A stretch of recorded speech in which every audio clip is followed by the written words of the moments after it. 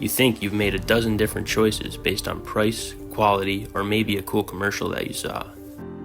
But I'm going to tell you something that sounds like a conspiracy theory, even though it's 100% legal. Almost everything you just looked at belongs to the same people. While we were all arguing about politics and the economy, one company quietly moved into our homes and bought the very idea of choice. This is Unilever. They don't just sell soap and mayo, they sell an illusion. And today I'm going to show you how they pulled off the greatest disappearing act in the history of business. If you've eaten, washed your hair, or even cleaned your floor today, you probably gave these guys money. Unilever owns over 400 brands. They have factories in every corner of the earth and 2.5 billion customers. That's not a typo. 1/3 of the human race uses a Unilever product every single day. But here's the genius part. They don't want to be famous. Unlike Elon Musk or Mark Zuckerberg, the people running Unilever want to be invisible. They want you to think Hellmann's and Best Foods are rivals. They aren't. They're the same mayo.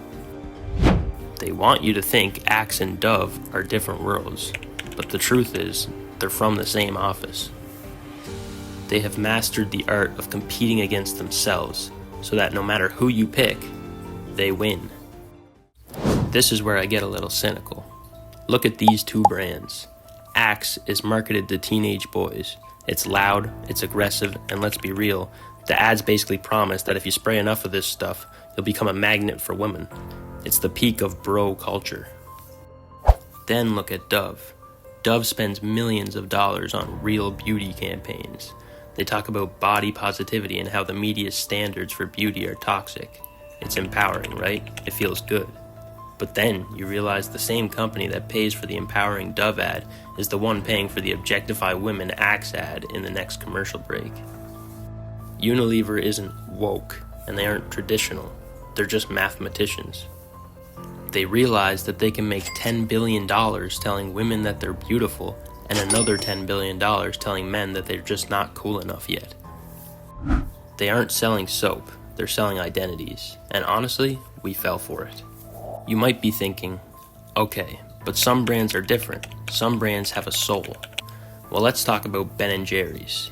In the 80s and 90s, they were the ultimate middle finger to corporate America. Two guys from Vermont who actually cared. They gave to charity, they supported farmers, and they hated big businesses. They were the one brand everyone thought was unbuyable. But in the year 2000, Unilever came knocking with a check for $326 million. And here is the 6-minute moment that changed everything. The founders didn't want to sell. They had fought it.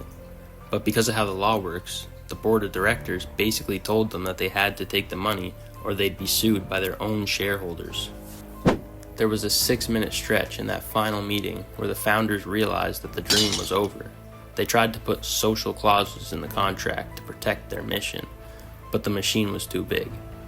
The anti-corporate heroes were officially owned by the biggest corporation in the world. It's a tragedy, really. It proved that in the modern world, you don't beat the system buys you. And it's not just the big names. Unilever is a brand-eating machine. Whenever a small, local company starts to do well, Unilever doesn't try to out-innovate them. They just wait until that company is big enough to be worth buying, and then they swallow them whole. They bought Liquid IV because they wanted the health crowd, and they also bought the Dollar Shave Club for $1 billion because they wanted the online crowd.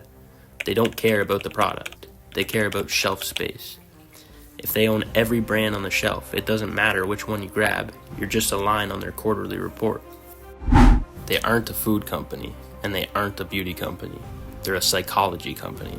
They know exactly what buttons to push to make you feel like you're making a choice, while they quietly take away every other option. So, what is the actual cost of this? It's not just the price of soap, it's the death of the small guy.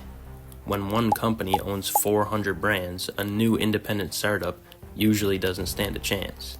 They can't compete with Unilever's shipping, their advertising budget, or their influence over stores. We've traded variety for the feeling of variety. We live in a world where we think we have 1,000 choices, but really we only have 5. Unilever, Nestle, P&G, PepsiCo, and Mars. That's it. That's the whole game. Next time you're at the store, look at the back of the bottle. Look for that little U logo. It's small, it's usually hidden in the corner, but once you see it, you'll realize that the world isn't as big as you thought it was. It's actually very, very small, and it's owned by people who don't even know your name.